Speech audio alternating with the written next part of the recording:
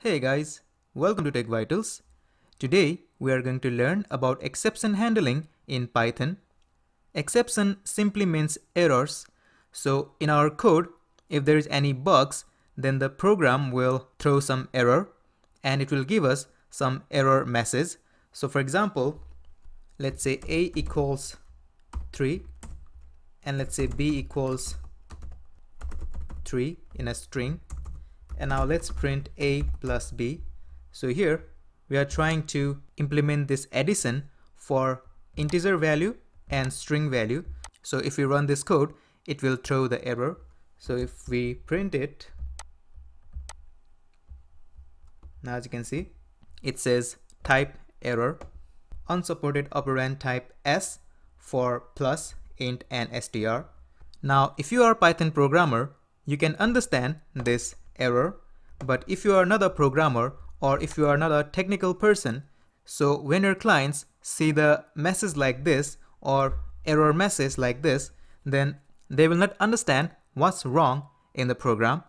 So to handle with this kind of exception messages efficiently, we have exception handling in Python.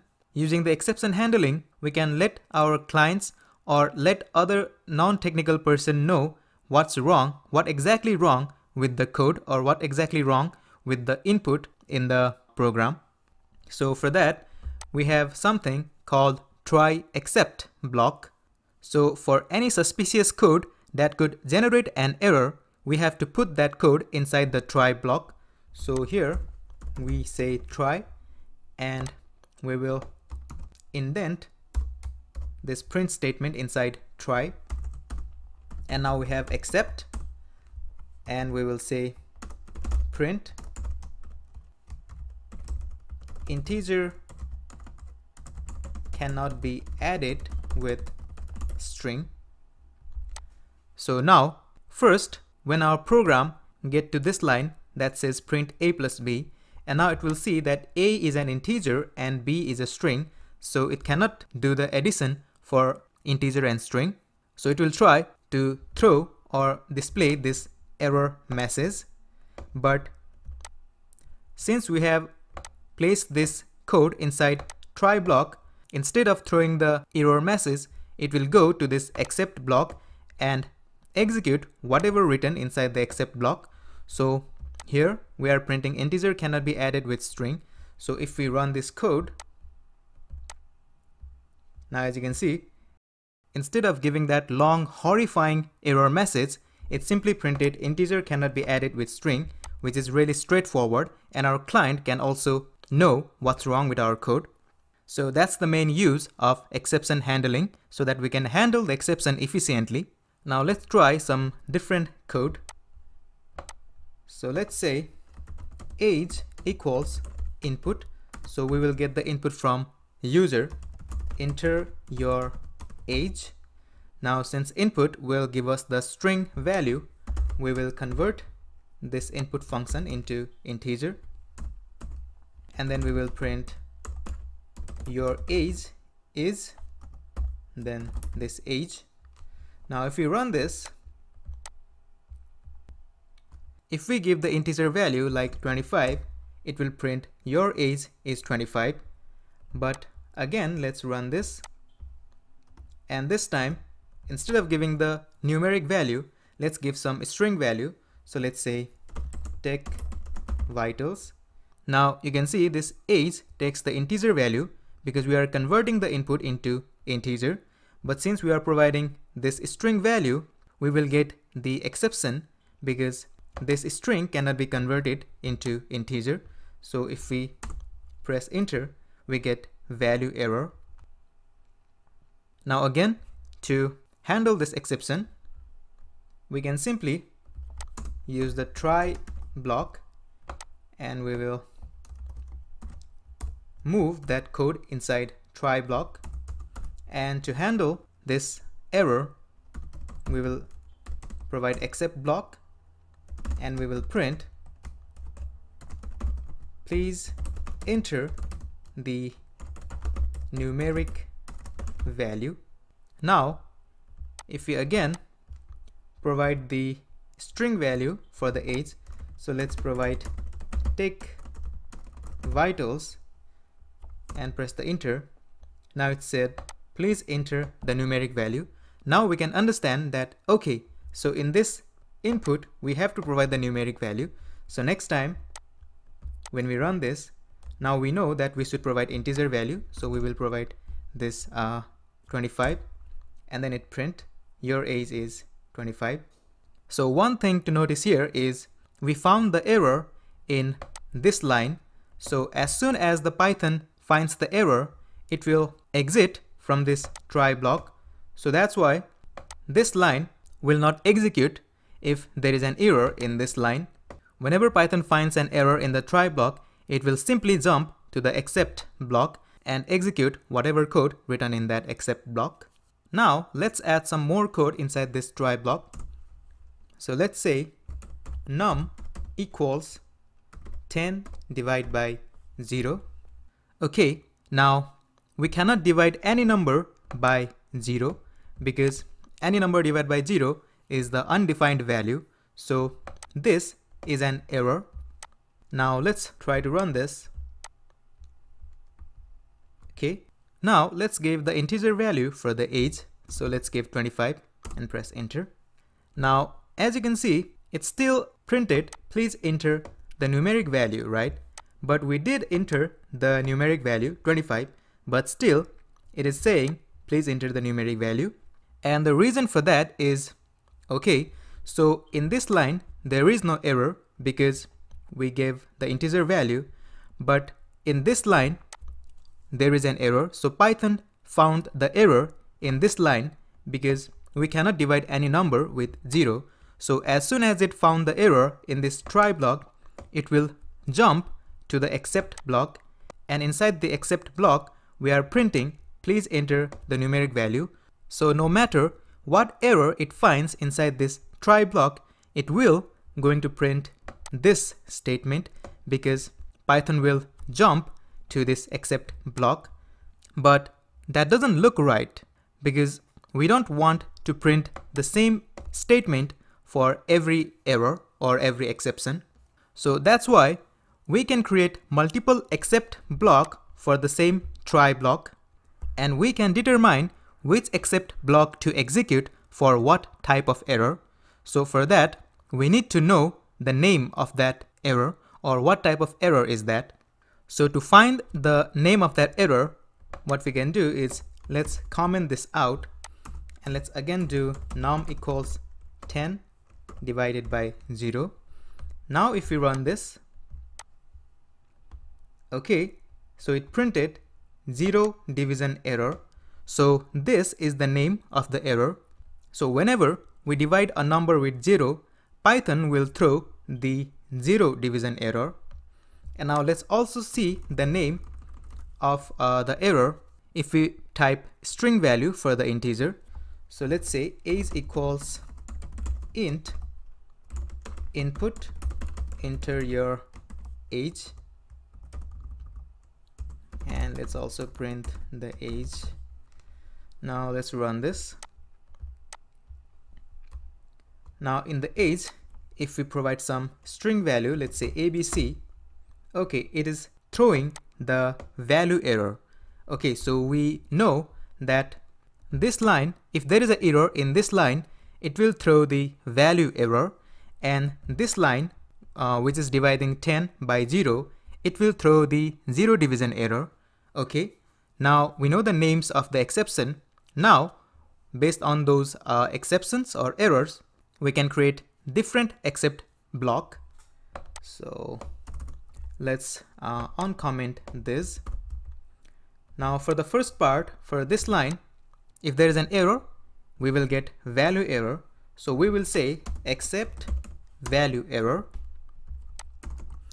and let's create another accept block for this line, which is going to throw or which is going to raise the 0 division error.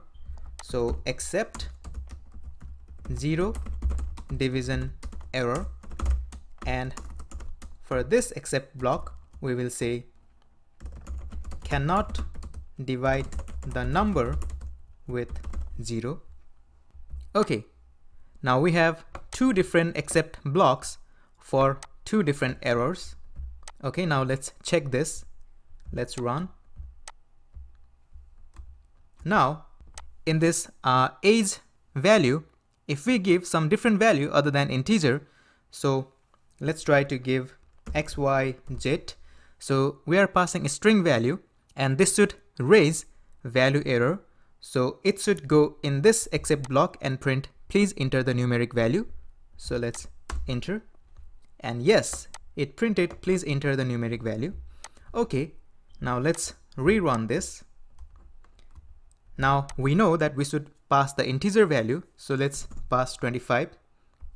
Now enter, and now it is printing cannot divide the number with 0. So we are not getting this error because we passed the integer value, but in this second line it is raising, or it is throwing the 0 division error. So that's why this try block jumped into this accept block, which is dealing with 0 division error, and that's why it printed cannot divide the number with 0. Now if we change the code into 10 divided by 2, and let's also print number is, then num, and now let's try to run the code without any errors. So enter your age, let's give 25, and now since there is no error in the first line and there is no error in the second line, no accept block is executing, and that's why it printed these two lines. So we got your age is 25 and number is 5.0. So this is how we can create different accept blocks based on different errors. So we have lots of other kind of error, like we have type error or index out of range error or file not found error. So we can just create different accept blocks for all those kind of errors, and this TryAccept block will handle the exception based on the type of error. Now for example, let's say array equals, and let's create a list 1 2 3 4. So we have 4 values in our array, and here let's try to print array, and let's give the index 10. We just have 4 values, so array just have index from 0 to 3, but here we are trying to print array with the index 10.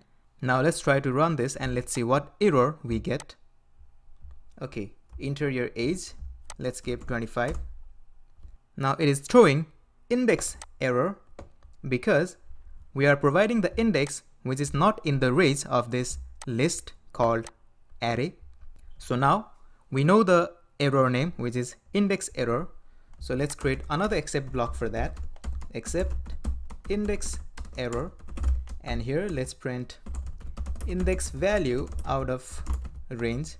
Now when we run the same code, instead of giving this long error message, it will simply print index value out of range. So let's run this.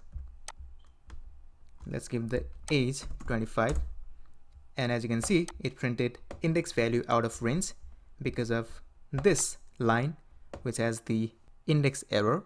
Okay, so whenever we get error, the following code will not get executed because we are simply jumping from this try block to accept block. But what if, let's say, we want to print goodbye. So let's say we want to print this goodbye even if there are error in the code. So how can we do that? So for that, we have something called finally block. So inside this finally block, we can print goodbye. So let's remove this goodbye from try block, and now we have this goodbye on finally block. Now even if there are errors in the code which are inside try block, this finally block will execute and it will print goodbye. So we still have this error, which is index error, which is going to be handled by this accept block.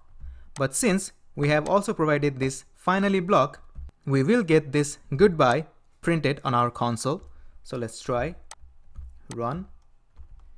Now let's give the age 25, and we got this error message, which is index value out of range, but still we got this goodbye, which is inside finally block. Now let's say we give 1 in this index. So now we don't have error in this line as well, because we do have the 1 index value in our list called array. And now if we try to run this, and let's give 25, and since we don't have any error in this try block, it printed all of this code. So it printed 2, which is this value, it printed age, which is 25, and it printed num, which is this 10 divided by 2, so 5, and finally it printed this code, so it printed goodbye. So if you want to execute some code, even if there is exception, then you can put that code inside finally block. And we also have else block. So let's print this is else block. Now this else block will execute, or this else block will run only if there are no errors in the code. So now we don't have any errors. So if we try to run this, and let's give 25, so it printed all the print statements of try block, then it printed else block. This is else block because we don't have any errors, and it printed this goodbye from finally block. But let's rerun this, and now in this age, let's give a string value. So let's say string. Now we will get this value error, and since we have some exception, it will not execute this else block. So it will still run the finally block, but it will not run this print statement. So let's press enter, and as you can see, we got this value error exception message, please enter the numeric value. And since we got exception, we didn't get this else block print, but we got this goodbye, which is inside finally block. Okay, so we have try, accept, else, and finally. Now one last thing I want to cover is, so here we are dealing with the predefined error. So value error, zero division error, index error, these are the predefined error in Python, but we can create our own custom error. We can simply raise the error by ourselves. So let's say if len of array not equals 10, then raise exception. So here what we are saying is, if the length of this array list is not 10, then we are raising this exception. Now the length of array is 4 because there are 4 values, so this condition is true. So the length of array is not 10. In that case, we are raising this exception, and to handle this exception, we can create our own accept block. So accept exception, and let's print the size of array must be 10. Now there is an error in this line because the length of array is not 10, so it's raising the exception, and we are providing this accept block for our exception, which prints the size of array must be 10.